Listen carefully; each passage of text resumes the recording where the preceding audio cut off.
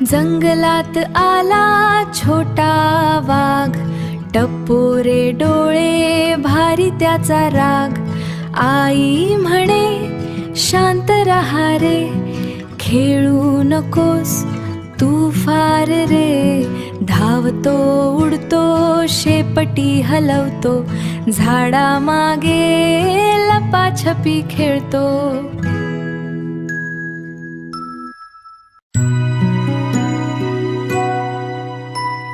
रात्र झाली चंद्र आला, आई जवळ तो झोपून गेला. स्वप्नात पुन्हा खेळू लागला, छोटा वाघ गोडसा झाला.